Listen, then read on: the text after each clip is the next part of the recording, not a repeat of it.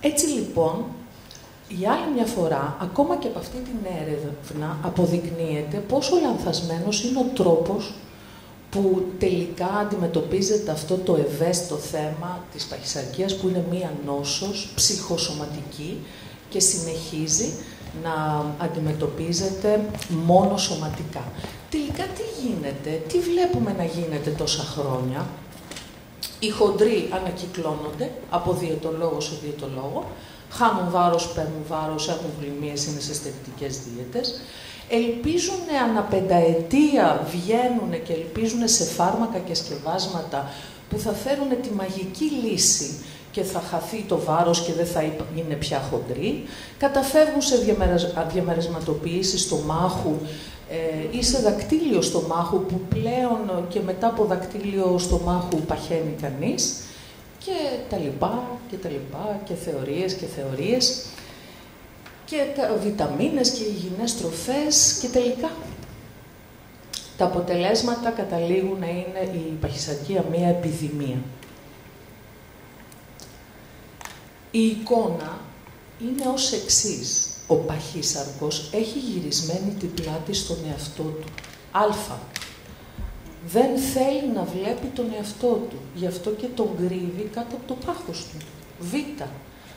Δεν του αρέσει ο εαυτός του, γι' αυτό και μιλάει συνήθως επικριτικά για τον εαυτό του. Απαξιωτικά. Τι λέει συνήθως? Πω έφαγα σαν το ζώο. Γουρούνιασα πάλι. Είμαι απαράδεκτος. Γ. Δεν αντέχει τον εαυτό του. Δεν αντέχει αυτό που αισθάνεται. Δεν αντέχει τα συναισθήματά του. Γι' αυτό και τα εξαφανίζει, τα καταπίνει τρώγοντας. Ευτυχώς λοιπόν που υπάρχει αυτό το πολύτιμο μέσο, το φαγητό, ακατάλληλο μεν, αλλά απαραίτητο δε, που βοηθάει τον παχύσαρκο, τον άνθρωπο που έχει διαταραχή βάρους, να μπορεί να ηρεμήσει, να καταλαγιάσει, να γαληνέψει, να ησυχάσει πρόσχερα, έστω, για να ξανατσιπολογήσει, δηλαδή να ξαναψάξει την ηρεμία του αργότερα. Όσο περισσότερα γεγονότα συμβαίνουν στη ζωή του υπέρβαρου, που του χαλάνε τις ισορροπίες της ασφαλής που έχει, η ανεργία, η οικονομική κρίση, η οικονομική δυσπραγία, αυτή η ρευστότητα του μέλλοντός του, δεν ξέρει αύριο τι του ξημερώνει, τόσο περισσότερα συναισθήματα αγωνίας, φόβου, στρες, θλίψης ή οργής έχει, τόσο μεγαλύτερη ανάγκη έχει να φάει για να αντέξει, να καταλαγιάσει αυτό που νιώθει μέσα του, γιατί δεν μπορεί να το αντιμετωπίσει. Είναι δηλαδή μονίμως σε ένα στρες, γιατί το χαρακτηριστικό του ανθρώπου που έχει διαταραχή με το βάρος του είναι ότι δεν μπορεί να αναγνωρίσει τα συναισθήματά του, και δεν φταίει αυτός γι' αυτό. Αυτό είναι μια συνείδητη και ανεπίλεκτη διαδικασία, και επειδή δεν μπορεί να τα λεκτικοποιήσει, τι κάνει? Τα εκφράζει πάνω στο σώμα. Αυτό είναι η παχυσαρκία. Σε ένα μόνιμο στρες λοιπόν ο άνθρωπος, ειδικά τώρα με την οικονομική κρίση, ακούστε τώρα τι παθαίνει ο οργανισμός, η χημεία του οργανισμού, σε αυτό το μόνιμο στρες που βρίσκεται κανείς με φόβο και αγωνία.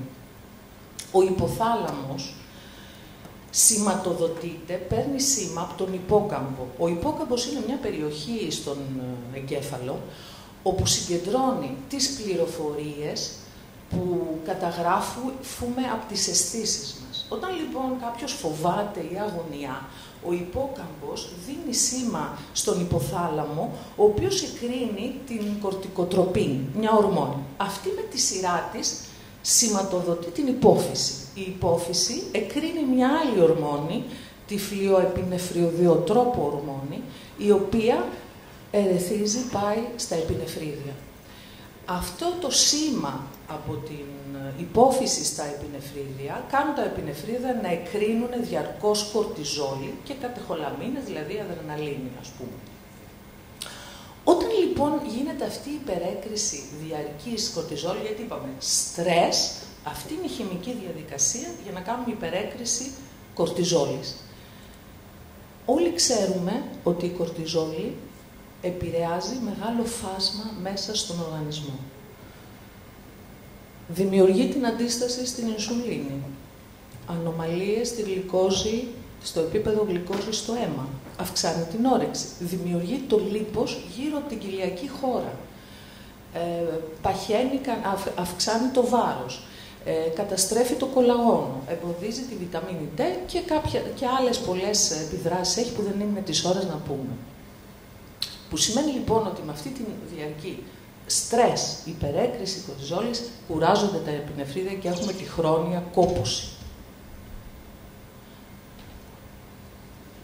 Αυτά λοιπόν είναι για τον παχύσαρκο, που είναι πάρα πολύ δύσκολα τα πράγματα. Στεναχωριέται, δεν έχει μάθει να το αντιμετωπίζει, τρώει. Στεναχωριέται, το στρες του δημιουργεί όλη αυτή την κατάσταση στη χημική μες στον οργανισμό, πιο εύκολα παίρνει λίπος. Την έχει άσχημα. Τελικά υπάρχει λύση, γιατί και εγώ μέχρι στιγμής θεωρίες σας λέω, μπλα μπλα μπλα μπλα μπλα μπλα. Κατά τη γνώμη μου υπάρχει. Και κατά την εμπειρία μου, 30 χρόνια που είμαι στον χώρο αυτό, θεωρώ ότι κάποιος, αλλά με έναν τελείως διαφορετικό τρόπο από αυτόν που ήθιστε, μπορεί να δυνατήσει και να διατηρήσει το βάρος του και να διατηρήσει και την υγεία του με υγιεινή διατροφή. Δύο πράγματα χρειάζεται ο παχύσαρκος, αρχικά και βασικά. Χρόνο και να αντικρίσει την πραγματικότητά του. Όσον αφορά το χρόνο, είναι ψέμα να λες σε κάποιον ότι θα χάσει βάρος σε 3 μήνες ή σε 6 μήνες θα αλλάξει διατροφικές συνήθειες. Δεν ισχύει κατά τη γνώμη μου. Όσον αφορά την πραγματικότητά του, ο παχύσαρκος πρέπει να αντικρίσει τις πολυφαγίες του, να τις βιώσει.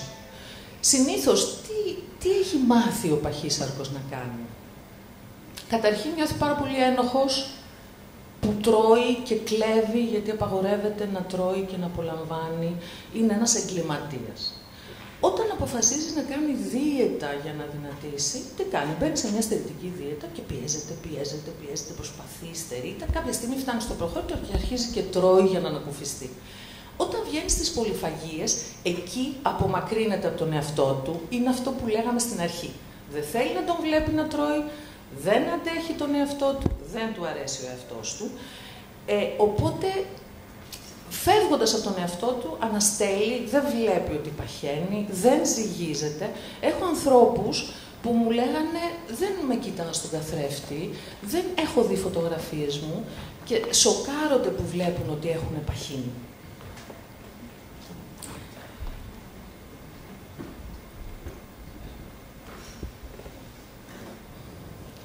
Περάστε.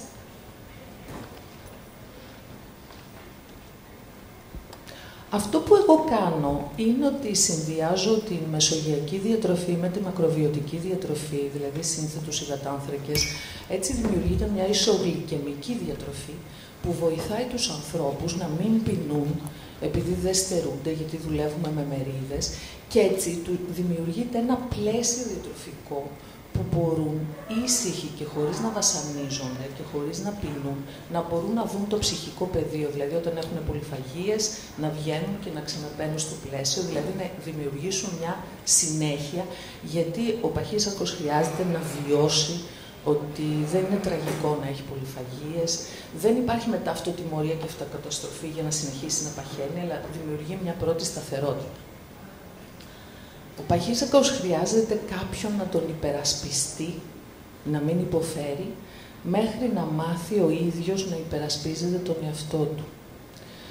Όταν ακούμε, που εγώ το ακούω πολύ συχνά, να λένε «κοίτα πως τρώει αυτός, αναίσθητος είναι», που ακούγεται πολύ σκληρό. Δεν πρέπει να ξεχνάμε ποτέ ότι η αναισθησία κανείς κάνει στην εγχείρηση για να μην πονάει. Και ο παχύσαρκος πονάει πολύ συχνά. Σας ευχαριστώ πολύ.